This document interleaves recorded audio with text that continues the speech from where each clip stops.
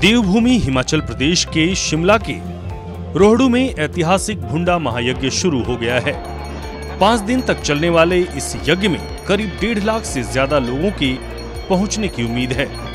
40 साल बाद होने वाले इस यज्ञ के लिए स्पैल घाटी के 3 प्रमुख देवता बौद्रा महाराज, महेश्वर और मोहरी दलगांव मंदिर पहुंच चुके हैं।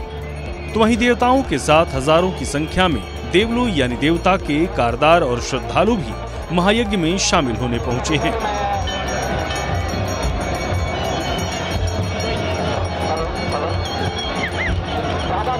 मान्यता है कि भुंडा महायज्ञ की शुरुआत भगवान परशुराम ने की थी। इस यज्ञ में भगवान परशुराम ने नरमुंडों की बलि दी थी, इसलिए इसे नरमेघ यज्ञ भी कहा जाता है।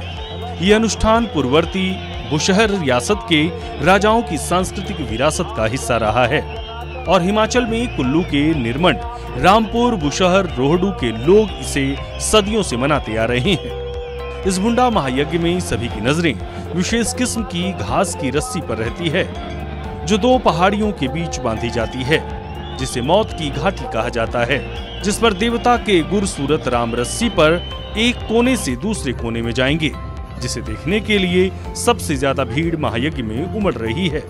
हालांकि स्पैल वैली के लोग 3 साल से इस महायज्ञ की योजना बना रहे थे और 40 साल बाद महायज्ञ के शुरू होने से लोगों में खुशी की लहर है। सूर्या समाचार के लिए शिमला से अरुण उनियाल की रिपोर्ट।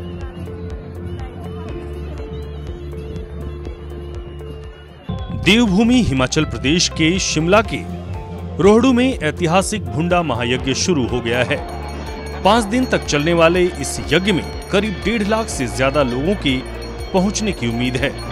40 साल बाद होने वाले इस यज्ञ के लिए स्पैल घाटी के 3 प्रमुख देवता बौद्रा महाराज, महेश्वर और मोहरी दलगांव मंदिर पहुंच चुके हैं।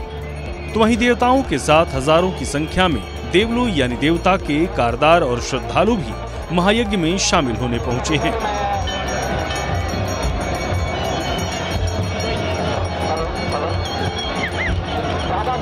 मान्यता है कि भुंडा महायज्ञ की शुरुआत भगवान परशुराम ने की थी। इस यज्ञ में भगवान परशुराम ने नरमुंडों की बलि दी थी, इसलिए इसे नरमेघ यज्ञ भी कहा जाता है। ये अनुष्ठान पूर्ववर्ती बुशहर रियासत के राजाओं की सांस्कृतिक विरासत का हिस्सा रहा है और हिमाचल में कुल्लू के निरमंड, रामपुर, बुशहर, रोहडू के लोग इसे सदियों से मनाते आ रहे हैं। इस भुंडा महायज्ञ में सभी की नजरें विशेष किस्म की घास की रस्सी पर रहती है, जो 2 पहाड़ियों के बीच बांधी जाती है, जिसे मौत की घाटी कहा जाता है, जिस पर देवता के गुरसूरत राम रस्सी पर एक कोने से दूसरे कोने में जाएंगे, जिसे देखने के लिए सबसे ज्यादा भीड़ महायज्ञ में उमड़ रही है।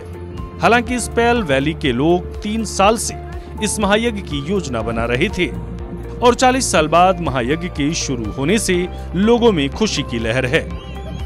सूर्या समाचार के लिए शिमला से अरुण उनियाल की रिपोर्ट।